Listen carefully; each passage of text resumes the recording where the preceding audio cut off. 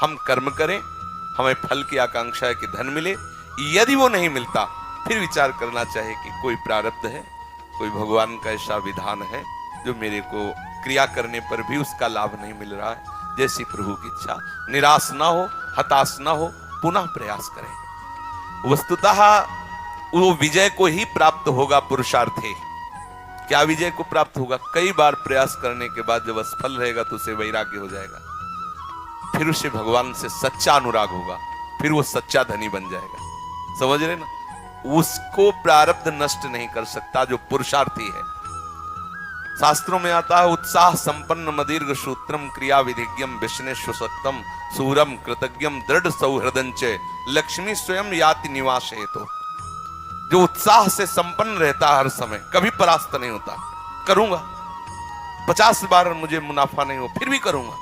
उत्साह संपन्न मदीर्घ सूत्रम, अरे कल कर लेंगे, दीर्घ सूत्री नहीं, आज अभी इसी क्षण से मैं लगता हूं, अधिक से अधिक मेहनत करूंगा। उत्साह संपन्न मदीर्घ सूत्र क्रिया विधिज्ञम, क्रिया का विधान जानने वाला हो। मूर्खतापूर्ण क्रिया नहीं, क्रिया का विधि, कैसे किस व्यापार से कौन सा लाभ होता है, उस व्यापार का पूर्ण मर्मज्ञ होना चाहिए, उस क्रिया का पूर्ण मर्मज्ञ होना चाहिए। विष्णु सुशक्तम, जिस व्यापार या नौकरी में लगे उसे खूब मतलब पूर्णतया, जो पद मिले जो कार्य मिले पूर्णतया निभाने की चेष्टा करे। उसमें कायरता, उसमें प्रमाद, उसमें ये कि भाई 8 घंटे काम किसी तरह 8 घंटे निपाटना, ऐसा नहीं। कोई देखे या ना देखे, मेरा प्रभु देख रहा है। व्यसने सुशक्तम, अपने व्यापार में, अपनी नौकरी में पूर्ण आसक्त चित्त होकर के सम्यक रूप से करे। सूरम, बलवान होना चाहिए। कृतज्ञम, दूसरा यदि कोई तुम्हारे प्रति हित का बर्ताव किया है तो उसके प्रति कृतज्ञता होनी चाहिए कि आपने बड़ी हमारे प्रति सहयोग की वृत्ति की, कभी हमें भी सेवा का अवसर मिले। सूरम कृतज्ञम दृढ़ सौहृदंच, हृदय में दृढ़ता होनी चाहिए। कुछ भी बिगड़ जाए मैं ऐसा करके रहूंगा, मर चाहे जाऊं। दृढ़ता और सौहृदंच, सबसे प्यार का बर्ताव। बोले ऐसे पुरुष के आगे प्रारब्ध परास्त हो जाता है और लक्ष्मी स्वयं याति निवास है, तो स्वयं लक्ष्मी चल के उसके घर में आने लगती है। इसलिए परास्त होने की तो जरूरत नहीं है।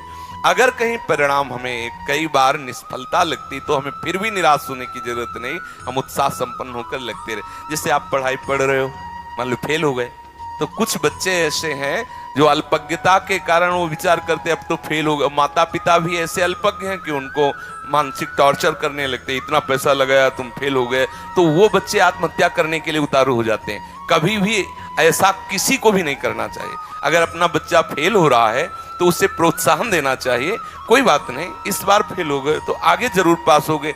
वो बातें छोड़वाओ उसकी, जिससे उसकी पढ़ाई में विरति हो रही, पढ़ाई में वो चित्त नहीं दे पा रहा, वो दोष छोड़वाओ, उसको पढ़ने का प्रयास करवाओ। अगर वो फिर भी फेल हो जाता है तो फिर भी प्यार करो। ऐसा करने से हमारा उत्साह बढ़ता है। हालांकि अगर विरोध भाव आ जाता है तो आजकल जैसे सुनने को मिलता है कि बच्चे आत्महत्या आदि ऐसे दोषों से, बहुत बड़ी हानि का विषय।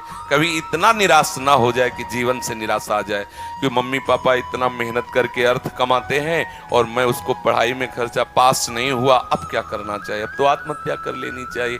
ऐसे विचार कभी नहीं आने चाहिए। समझ रहे हो ना? क्योंकि आशा हमारी कभी टूटे ना और निराशा कभी हमें परास्त न कर पाए, ये बात जीवन में हर एक व्यक्ति को ध्यान रखना चाहिए, संसार में भी और परमार्थ में भी।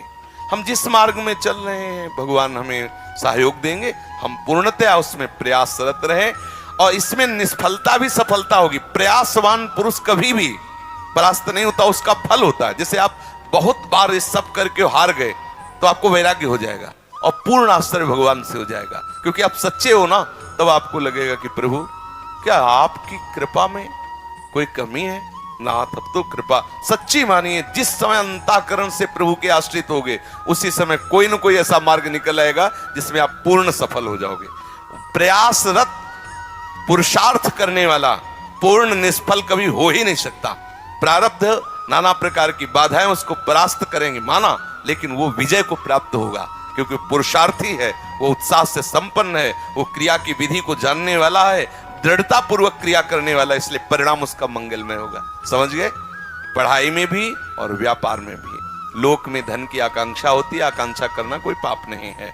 क्योंकि इस व्यवहार मार्ग में धन की आवश्यकता होती है, पद की आवश्यकता होती है, जिससे परिवार का पोषण, समाज की व्यवस्था चलती है। तो कोई दोष नहीं है, कामना करो और उसके अनुसार कर्म करो। परिणाम ना मिले तो भगवान के ऊपर ऐसा मान के कि कोई मंगल विधान है, कोई हमारा ही प्रारब्ध है, संतोष धारण करो, फिर अगला प्रयास करो। कभी अपने को निगेटिव भाव में ना खड़ा करे, समझ रहे।